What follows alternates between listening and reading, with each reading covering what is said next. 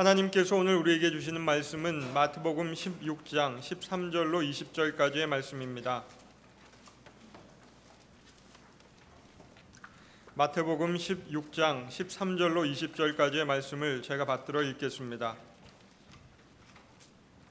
예수께서 빌립보 가이사랴 지방에 이르러 제자들에게 물어 이르시되 사람들이 인자를 누구라 하느냐? 이르되 더러는 세례 요한, 더러는 엘리야, 어떤 이는 예레미야나 선지자 중에 하나라 하나이다. 이르시되 너희는 나를 누구라 하느냐?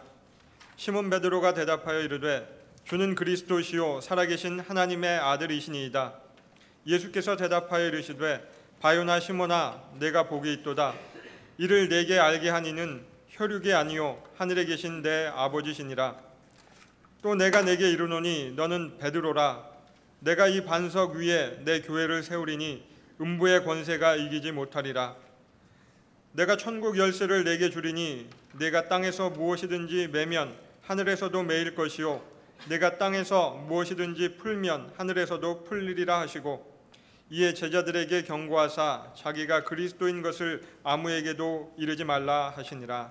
아멘. 네, 고맙습니다. 광복 70주년을 맞이했습니다. 일제하에 자유와 주권을 빼앗겼던 세월 동안 많은 한국인들이 생명과 인권을 유린당하였습니다. 전쟁에 많은 젊은이들이 강제징용당하고 젊은 여인들은 위안부로 희생을 당하였습니다. 그 희생과 상처는 아직 아물지도 않고 있지만 지금의 아베 정권의 노골적인 극우주의는 고통당했던 한국과 중국 그리고 아시아인들의 분노를 자아내고 있습니다. 우리는 해방 후에 일제에게 당한 불행과 수치를 하루빨리 잊는 것이 능사인 것처럼 생각을 하고는 수치와 불행의 흔적을 지우려고 노력을 하였습니다. 그런데 그것이 능사가 아닌 것을 깨닫게 되었습니다. 이스라엘 땅 예루살렘에 갔을 때 제가 본 것 중에 많은 것 중에 하나가 아주 감명이 깊었습니다. 1957년에 세워진 야드 바셈 홀로코스트 박물관을 방문했을 때에 거기에는 2차 세계대전 전후를 해서 독일 나치 정권에 의해서 살해된 600만 유대인들을 추모하는 박물관이었습니다.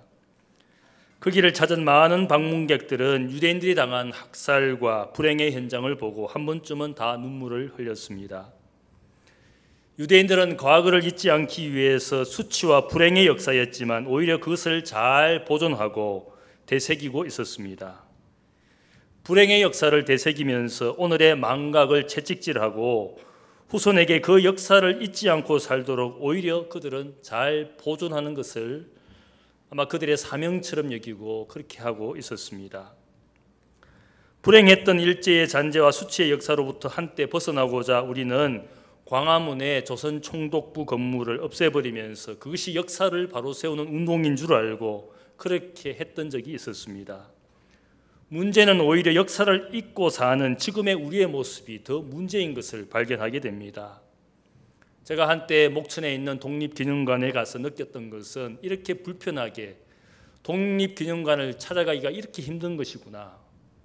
이 역사 박물관을 오히려 광화문 한복판에 놔두면서 우리 후손들이 그것을 쉽게 찾아가서 그 불행했던 역사를 잊지 않고 살도록 만드는 것이 더 중요하지 않은가, 그런 생각을 하면서 여의도 한복판에 국회의사당 옆에 독립기념관을 놔둬야 되겠다, 그런 생각을 하게 되었습니다.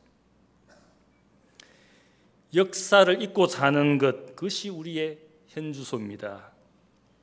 어쩌면 오늘 기독교와 교회의 위기에 대해서도 많은 사람들이 이야기를 하고 있습니다. 과거에 우리의 교회로서 핍박받았던 그 모든 역사를 잊고 사는 교회의 풍요로움 때문에 오늘 영적인 나태와 게으름이 오늘 교회를 쇠퇴하고 있지 않습니까? 교회 스스로가 자기 정체성을 잃고 세속주의에 물들어 있기에 세상 사람들이 더 이상 기독교가 세상의 희망이나 사회의 대안이 되지 못한다라고 이야기를 하고 있습니다. 서양 교회의 몰락과 한국 교회의 추락한 신뢰도를 보면서 영적 위기와 불행을 다 같이 절감하고 있습니다. 이 위기와 불행 앞에서 예수님께서 오늘 제자들에게 물으신 질문을 한번 되새겨봅니다. 군중들이 생각하는 예수와는 다르게 제자 베드로가 고백하는 예수, 거기에 바로 그리스도인들의 자기 정체성이 있다고 생각을 합니다. 너희는 나를 누구라고 생각하느냐? 이 질문 앞에 오늘도 한국교회와 모든 그리스도인들이 다시 한번 자기 정체성을 발견해야 될 질문이라고 생각을 합니다. C.S. 루이스가 말하기를 예수의 존재와 그 말씀 앞에서 인생은 선택할 수밖에 없는데 예수님을 어떤 존재로 믿고 받아들이느냐에 따라서 결국 거기에 따라 우리가 살게 된다, 이렇게 말을 했습니다.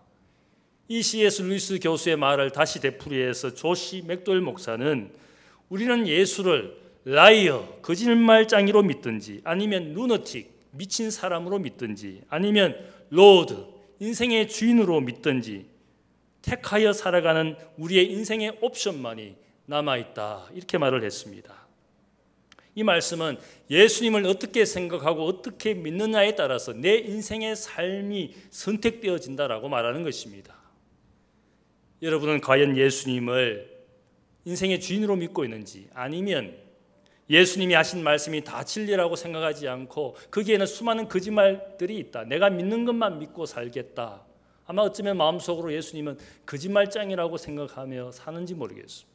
혹은 예수님은 아무 광신자인 것처럼 예수님이 하신 말씀, 자신의 착각 속에 그렇게 살아갔던 예수님이라고 혹시 생각하고 거기에 따라서 우리의 인생의 삶을, 그리스도인의 삶을 선택하고 있는지 모르겠습니다. 그래서 어떤 분들은 적당하게 믿고 살아갑니다.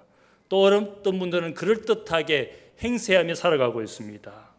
그러나 인생의 주인으로 모신 그리스도인들은 그분을 전적으로 의지하고 헌신된 그리스도인으로 살아갑니다. 어쩌면 기독교의 위기는 예수님을 어떻게 믿느냐, 우리의 모습을 보여주는 것이라 할 수 있습니다. 너는 나를 누구라고 생각하느냐? 이 질문 앞에 우리가 어떤 그리스도인인지를 다시 한번 새겨봅니다. 첫 번째는 적당하게 거기까지만 믿고 사는 그리스도인들이 있습니다. 예수님과 제자들이 대화하는 본문의 장소 가이사랴 빌립보는 원래 로마 황제 가이사 아우구스도가 헤롯 대왕에게 하사한 도시였습니다. 후에 그의 아들 헤롯 빌립이 이 도시를 로마식 도시로 만들어서 황제 가이사 아우구스도에게 이 도시를 헌정하였습니다. 가이사 아우구스도의 이름과 자기의 이름을 따서 가이사랴 빌립보라 이름을 지었습니다. 헤롯 빌립이 그렇게 한 이유는 로마 황제가 자신의 주인이라고 인정하고 믿었기 때문에 도시의 이름을 가이사라, 그렇게 이름을 지었습니다. 원래 이 도시는 그전에 그리스 신화에 나오는 목축의 신 판을 주인으로 섬겼던 도시였습니다. 그래서 한때 그 이름을 판네온이다, 가이사라라고 불리기 전에 판네온, 판의 도시, 목축의 신 판의 도시라고 그 이름을 불렀습니다. 판이 이 도시의 주인이라고 그들이 고백했던 것입니다. 구약 시대에는 이 도시의 이름이 바알갓이다. 여호수아가 한때 이 도시를 점령했습니다. 바알을 주인으로 섬겼던 우상 숭배의 도시였습니다. 바알이라는 이름의 뜻은 주인이다, 남편이다, 그런 뜻을 가지고 있습니다. 바알이 내 남편이다, 바알이 이 도시의 주인이다, 바알갓이라고 이 도시의 이름을 불렀습니다. 어쩌면 이 모습은 그 도시의 사람들이 황제를 자신의 주인으로, 혹은 풍요의 신 바알을 주인으로, 혹은 음악과 춤, 목축의 신 판을 자기의 주인으로 섬겼던 도시였던 것을 우리에게 알려주고 있습니다. 권력, 풍요, 음악, 오락, 즐거움, 평화라는 것은 로마 사람들이 꿈꾸었던 유토피아 세상에 꼭 필요했던 것이었습니다. 그래서 이것들이 그 사람들의 주인 노릇을 하며 사람들이 그것을 숭배하며 살았습니다. 예수님께서 오늘 특별히 이 가이사랴 빌립보에 제자들에게 질문하신 질문은 이 도시를 배경으로 깊은 의미가 있습니다. 몇 년을 그들과 함께하면서 치유 사역을 보여주시고 말씀의 사역을 하면서 제자들을 훈련시켰습니다. 많은 군중들이 주님을 따르는 모습을 보면서 제자들도 한껏 마음이 부풀어 있었습니다. 그때 주님께서 제자들에게 물었습니다. 이 사람들, 이 군중들이 나를 누구라고 생각하며 따르고 있느냐? 사람들이 어떻게 예수님을 생각하는지 제자들에게 물었습니다. 마치 여론조사를 하는 것처럼 제자들에게 물었을 때 사람들이 예수님을 어떻게 생각하는지 한 사람씩 대답했습니다. 제자들 중에 한 사람은 예수님이 세례 요한이라고 사람들이 생각하고 따르기 시작합니다. 세례 요한은 이미 죽임을 당하였습니다. 그런데 예수님의 사역은 천국 운동이었고 회개 운동이었기 때문에 세례 요한의 사역을 이어받을 다시 살아난 세례 요한이라고 생각을 하고 예수님을 따르고 있는 것 같습니다. 또 어떤 제자는 말하기를 예수님을 엘리야라고 생각을 하고 주님을 따르고 있습니다. 말세에 엘리야가 이 땅에 다시 올 것이다. 말세에 대해서 아버지의 마음을 전하는 선지자 엘리야가 이 땅에 올 것이라는 그 사실, 그 예언을 믿고 예수님을 다시 오신 엘리야라고 믿고 따르고 있는 것 같습니다. 또 어떤 제자는 말하기를 사람들이 예수님을 예레미야라고 생각하고 따르고 있습니다. 예레미야는 예루살렘의 멸망을 이야기하고 정치, 종교 지도자들의 죄를 지적했던 그런 선지자였습니다. 예수님이 하시는 사역을 보면서 아마 예수님을 예레미야처럼 생각하고 따르고 있는 것 같습니다. 군중들은 예수님을 하나님의 사람, 선지자로 생각을 하고 따르고 있었습니다. 그런데 이 군중들의 마음속 이면에는 예수님이 말씀하신 것처럼 다른 동기가 숨겨져 있었습니다. 이 군중들이 나를 따르는 것은 먹고 배부르기 위해서 모세나 엘리야나 엘리사를 통하여 그들은 빵을 공급받았습니다. 기적을 체험하면서 그들의 굶주림을 면하는 놀라운 기적을 예수님을 통해서 그들은 오병이어의 기적을 아마 바라보면서 예수님도 그와 같은 우리의 굶주림과 배고픔을 해결해 주실 하나님의 사람이라고 먹고 배부르기 위해서 주님을 따랐던 군중이라고 주님이 말씀해 주었습니다. 또는 선지자들이 행하는 이적과 표적을 보기 위해서, 나를 통하여 표적과 이적을 보기 위해서. 오늘 많은 사람들이 예수를 왜 믿습니까? 어쩌면 예수님이 인생의 목적이 아니라 자신의 인생의 무엇인가를 얻기 위한 수단처럼 예수님을 따르고 있는지 모르겠습니다. 출세하고 성공하기 위해서, 혹은 건강하기 위해서, 무엇인가 예수의 이름을 이용하다 보면 무엇인가 세상에 얻을 것, 자신이 원하는 것을 성취할 수 있지 않을까. 어쩌면 우리의 신앙의 동기 이면에는 그런 것이 있는지 모르겠습니다. 혹은 변질되고 타락한 성전 예배나 혹은 종교 엘리트들의 행포에서 개혁과 갱신의 바람을 몰고 오실 주님이시다. 정신적인 어떤 것을 기대하면서 예수님을 따라왔는지 모르겠습니다. 군중들이 예수님을 따르는 이유는 예수님이 그들의 인생의 목적이 아니라 인생의 무엇인가를 얻기 위한 수단으로 예수님을 바라보았기 때문일 겁니다. 어쩌면 많은 그리스도인들도 이 부류에 속하고 있는지 모르겠습니다. 예수 믿으면 무엇인가 잘 될 것 같고, 예수 믿으면 무엇인가 천국이 보장될 것 같고, 예수 믿으면 무엇인가 내가 원하는 것을 이루어 줄 수 있을 것이라고 믿고 있기 때문에 만일 그런 것들이 예수님을 통하여 내게 오지 않는다면 어쩌면 우리 모두가 쉽게 신앙도 믿음도 예수도 포기하고 살아갈지 모르겠습니다.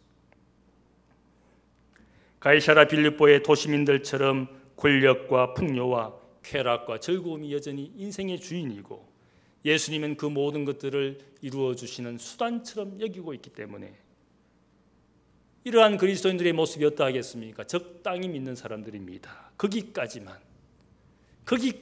발을 들여놓지 더 이상 어떤 희생도 헌신도 봉사도 원하지 않습니다.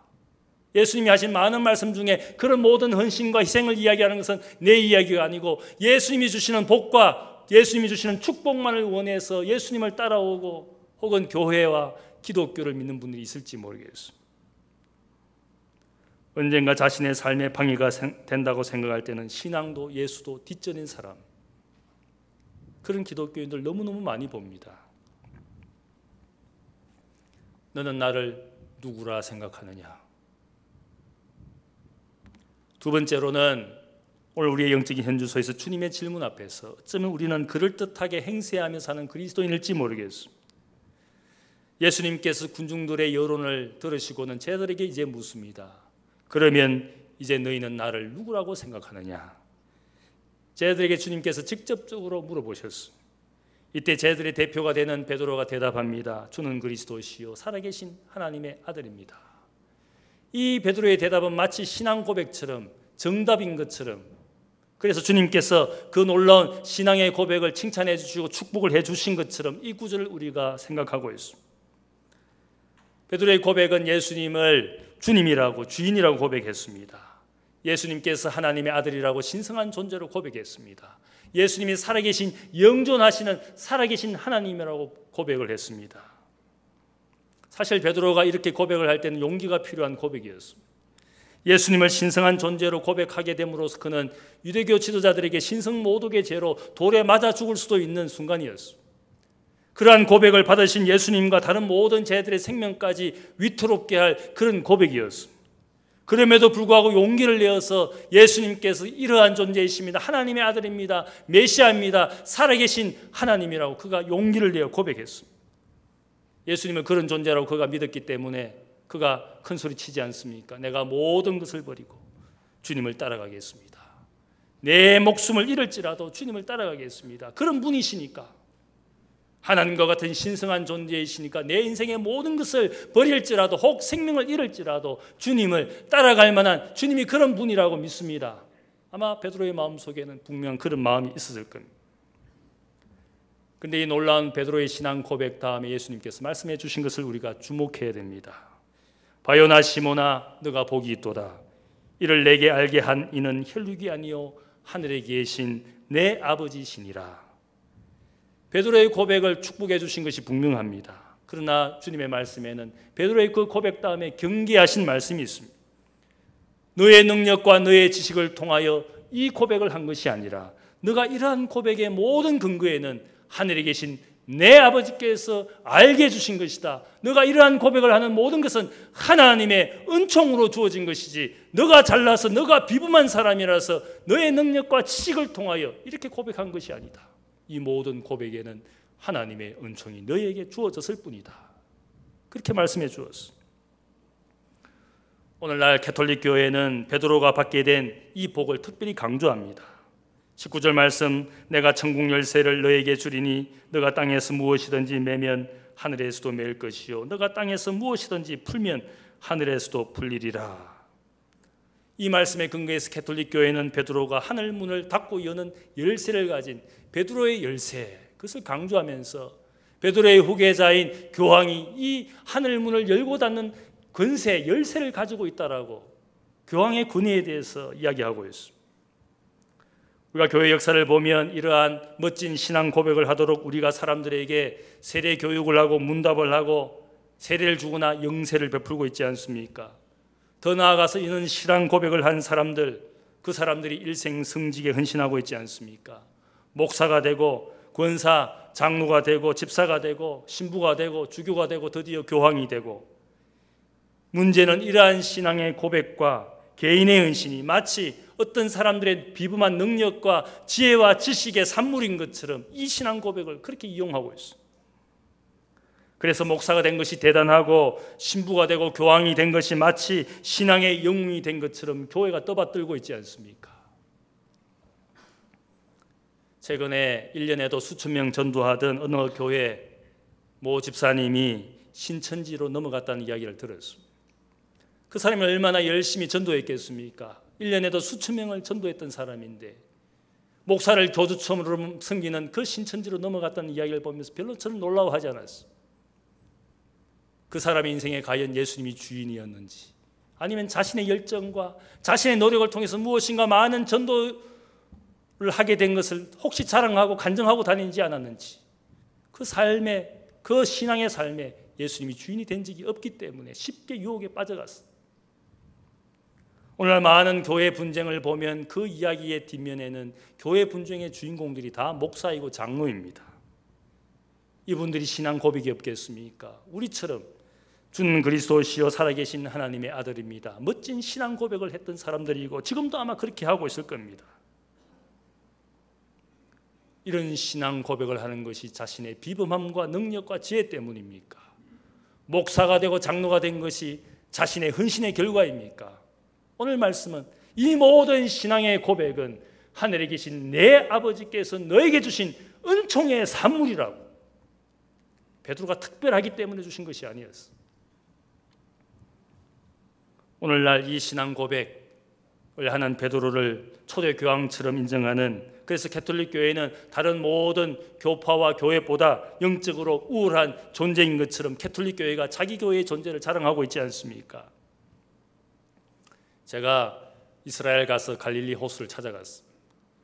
거기서 한 배를 타고 갈릴리 호수를 한번 보고 싶은데 시기가 좋지 않아서 배를 탈 수가 없었습니다. 그래서 제가 갈릴리 호수 근처에서 서성거리고 있는데 미국에서 온 캐톨릭 교인들이 배를 전세내어서 선상 미사를 드리기 위해서 거기에 줄을 서고 있는 것을 보게 되었습니다. 어떻게 이야기를 하다 보니까 미국 캐톨릭 교인들이 저를 자기의 배에 초청을 했습니다. 그래서 제가 그 배를 타고 갈릴리 호수 중앙에 갔습니다. 서로 캐톨릭 교인으로 또 개신교 목사로서 교제를 잘 하고 있는데 드디어 미사를 드리게 되었습니다. 미사를 드리면 저도 기쁜 마음으로 미사에 참석하는데 나중에 성찬하는 시간이 되었습니다. 그렇게 즐겁게 한 형제로 한 자매인 것처럼 서로 교제하던 이 캐톨릭 신부 두 신부가 저에게 성찬떡을 주는 것을 거절했어요. 제가 그 순간에 마음에 큰 상처를 받았어요. 나는 그리스도 안에서 같은 고백을 하는 한 형제 한 자매라고 생각하는데 예수님의 떡을 나에게 나눠주기를 거부하는 저 캐톨릭 교회의 모습 때문에 제가 상처를 받았어요.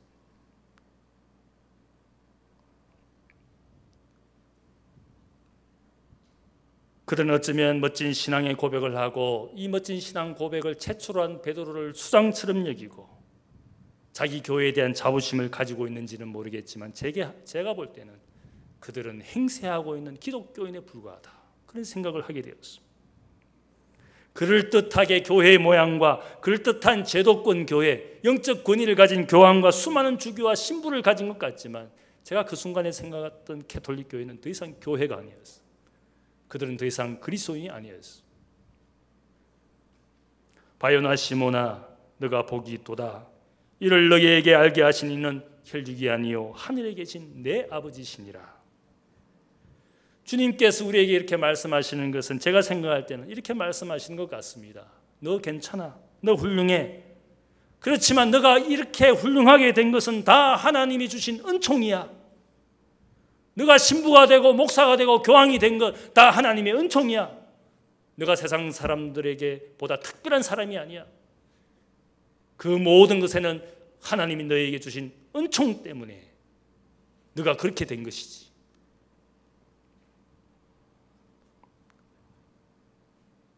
이 놀라운 이야기 다음에 마태복음 18장에는 다른 이야기가 나옵니다. 베드로가 특별한 존재인 것처럼 부각이 되었지만 그 다음 이야기를 보면 예수님께서 제자들에게 이야기합니다. 인자는 예루살렘에 올라가서 고난을 당하고 죽임당하게 될 것이다. 영광의 메시아를 제자들이 기대했는지는 모르지만 예수님 오히려 메시아는 고난당하고 죽임당하게 될 것이다. 이런 예언을 제자들 앞에서 하게 되었습니다. 이 이야기를 들은 베드로는 예수님, 그런 일들이 우리에게 일어나지 않게 하소서. 당신이 그런 헛되이 죽게 되는, 고난받고 죽임당하는 그런 메시아로서 인생이 끝나지 않기를 구합니다. 예수님을 말렸습니다. 간청했습니다. 그런 일이 일어나지 않기를. 그때 베드로를 향하여 주님께서 말씀합니다. 마태복음 16장을 보면 22절을 보면 사탄아 내 뒤로 물러가라. 너는 나를 넘어지게 하는 자로다. 너가 하나님의 일을 생각하지 아니하고 도리어 사람의 일을 생각하는도다. 교회의 수장이 될 만한 영적인 비범함을 가진 베드로인 줄 알았는데 오늘 주님이 하신 말씀이 무엇입니까? 너가 하나님의 일을 생각하지 아니하고 사탄의 일을 생각하는 사탄과 같은 존재가 되었도다. 교회의 수장이 아니라 교회를 부끄럽게 한 존재가 되었습니다. 베드로는 감히 행세하려고 하였다가 천국에서 지옥의 나락으로 그 순간 떨어졌습니다. 하나님의 일이라고 생각했던 것이 어느새 사람의 일이 되어버렸고 주님을 섬긴 것이라고 생각했는데 오히려 사탄을 섬긴 인생이 되어버렸습니다.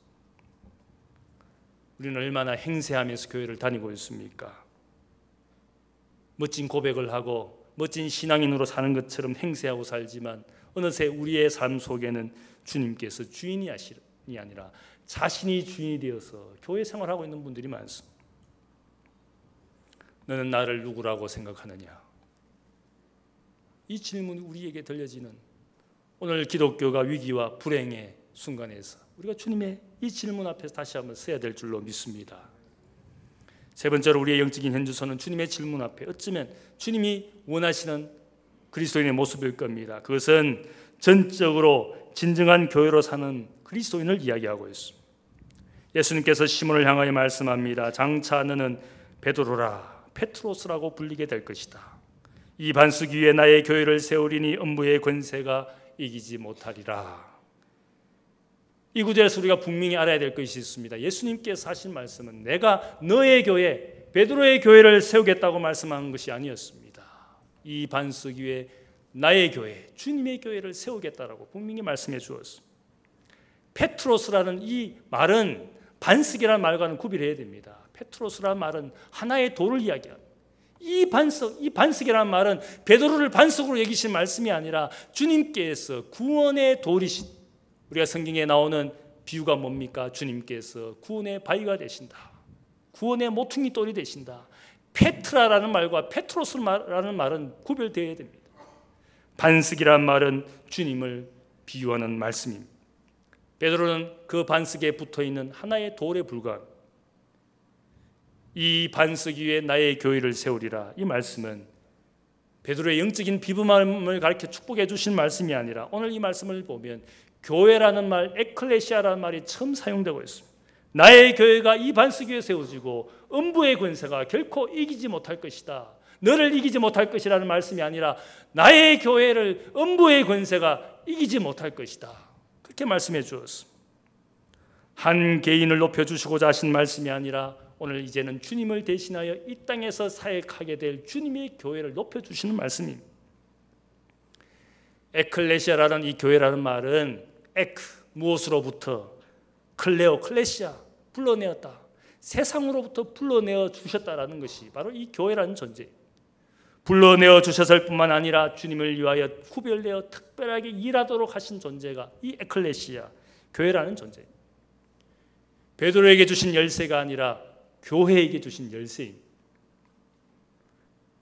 너가 땅에서 매면 하늘에서도 매이고 너가 땅에서 풀면 하늘에서도 풀리리라. 이 말씀은 베드로의 권능과 열쇠를 이야기하신 것이 아니라 이 말씀을 더 정확하게 이야기하려면 우리가 해석하려면 마태복음 18장의 말씀을 참조해야 됩니다. 마태복음 18장에 보면 거기에 교회의 존재가 다시 나온, 한 형제가 죄를 범하면 너가 찾아가서 그를 권면하고 듣지 않거든 한두 정인이 가서 또 권면하고 또 그 형제가 죄를 회개하지 아니하면 이제는 교회가 찾아가서 그를 권면해라. 교회의 존재에 대해서 이야기합니다. 형제와 이웃이 고통당할 때, 불행당할 때 두세 사람이 합심하여 내 아버지께 기도하면 내가 그들 중에 있을 것이다. 두세 사람이 내 이름으로 모인 곳에 내가 그들 중에 함께 할 것이다. 그게 보면 교회의 존재가 하는 일에 대해서 이야기합니다. 적은 소수이지만 두세 사람이 이웃의 불행과 아픔에 눈물을 흘리며 하나님께 기도하고 두세 사람 소수이지만 하나님 앞에 예배하고 기도하는 그 자리에 내가 그들 중에 함께 하겠다. 임마누엘의 역사를 그들 교회 가운데 함께 하시고 그 교회가 기도할 때 내가 들어 응답하는데 그들이 매면 하늘에서도 매이고 그들이 풀면 하늘에서도 풀릴 것이다. 마태복음 16장의 말씀은 마태복음 18장의 말씀을 모르고는 이해할 수가 없어. 한 사람의 영적인 비범한 존재에게 주신 축복이 아니라 이것은 교회에게 주신 축복입니다. 교황이 하늘 문을 열고 닫는 것이 아니라 두세 사람이 내 이름으로 모인 곳에 거기에 하나님이 함께 하시니까 땅에서 매면 하늘에서도 매이고 하나님이 함께 하시니까 땅에서 푸니까 하늘에서도 풀린다는 뜻이지 인간이 열고 푸는 것이 결코 아니라는 뜻이에요. 가톨릭 교회가 얼마나 큰 착각 속에서 사는지 모릅니다. 교회의 역사, 성령의 역사는 많은 다수가 모이고 많은 군중이 모이고 그래서 교회의 역사가 이루어진 것이 아니라 교회의 역사는 두세 사람 소수가 모일지라도 주님의 이름으로 모이고 두세 사람이 모이더라도 주님의 이름으로 형제를 위하여 기도하고 예배하고 함께 했을 때 내가 그들 중에 함께하여 임마누엘의 축복을 주어서 그들이 기도하는 바를 내가 이루어 주리라. 수요 기도회를 보고 새벽 기도회를 보면 사실 사람들이 별로 많지 않습니다. 한 10명, 20명이 늘 기도합니다. 수백 명 대학교 교인들이 있지만 제가 누구를 믿고 살겠습니까? 목사가 누구를 믿고 살겠습니까? 저는 새벽기도 또 수요기도에 열심히 오시는 분들 그분들이 진짜 진정한 소수다.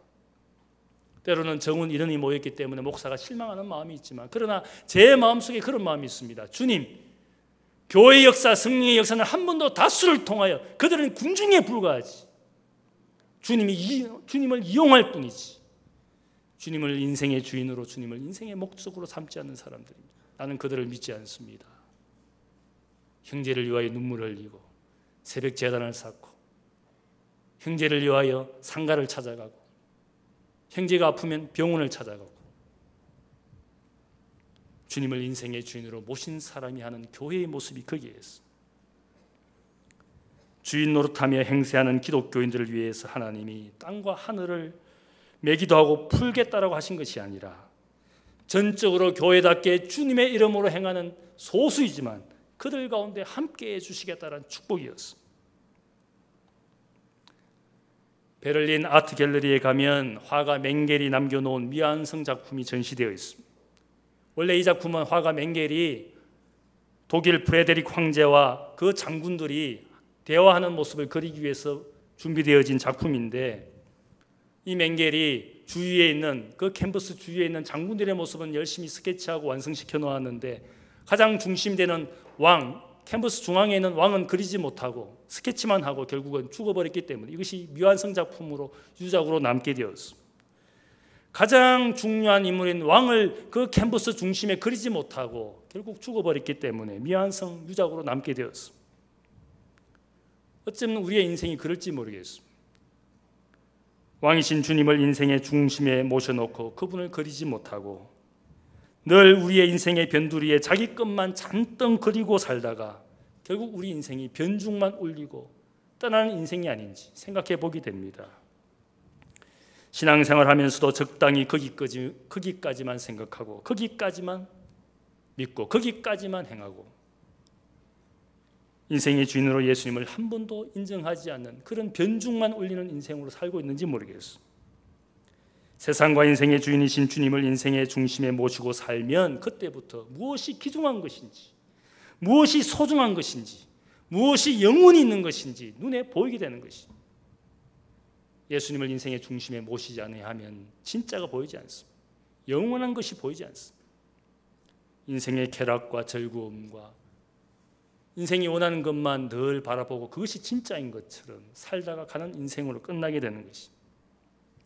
그럴듯하게 기독교인으로 행세하지만 결코 진짜 그리스도인이 되지 못한, 오늘 기독교와 교회의 위기가 불행일 수도 있지만 제가 생각할 때는 이것은 하나님께서 알곡과 가라지를 나누는 하나님의 심판이 이미 시작되었던 된 현상이라고 저는 생각을 합니다. 누가 하나님 앞에서 알곡인지 누가 가라지인지 너무나 분명하게 보이는 기독교의 위기를 할 수 있어. 교회는 진짜의 소수를 통하여 역사가 늘 일어났어. 두세 사람이 모이지만 기도와 예배와 섬김의 삶을 절개하는 그들이 진짜 그리스도인입니다. 음부의 권세가 그들을 이기지 못할 겁니다. 아무리 다수가 모였다 할지라도 시험과 환난이 있으면 다 넘어지게 되어 있습니다. 그들은 진짜가 아니기 때문에, 가라지이기 때문에. 너는 나를 누구라 생각하느냐? 이 주님의 질문을 우리의 인생 깊숙한 곳에, 영혼 깊은 곳에서 내가 어떤 사람인지, 어떤 그리스도인인지, 주님을 거짓말쟁이로 만들고 있는지, 주님을 미친 사람처럼 취급하고 있지 않은지, 아니면 진짜 인생의 주인이라고 내가 인정하고 고백하고 사는지, 그 질문이 여러분의 인생을 새로운 선택 가운데서 참된 그리스도인으로 인도하는 주님의 질문 되시기를 주님의 이름으로 축복합니다. 기도하겠습니다. 사랑의 아버지 하나님, 감사합니다.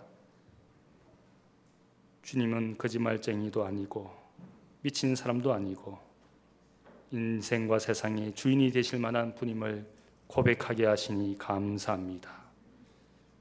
이 모든 것이 하나님의 은총이고 은혜로 주어진 것임을 고백합니다. 나의 영적인 비범함도 내가 하나님 앞에 특별한 존재도 아니지만 하나님의 은총으로 괜찮고 훌륭한 사람으로 만들어주시니 감사합니다. 하나님의 은혜를 알고 겸손하게 살게 하여 주옵소서. 우리가 기도하며 예배하며 형제와 자매의 아픔과 슬픔을 마음으로 새기며 그들을 중보하며 기도하는, 그래서 아버지 하나님 교회답게 사는 우리들 되기를 원합니다. 우리 대학교의 모든 교우들이 주님 앞에서 그런 교인으로 부르심을 입고 일하는 참된 교회, 참된 그리스도인이 되게 하여 주옵소서. 감사하오며 예수님의 이름으로 기도하옵나이다. 아멘.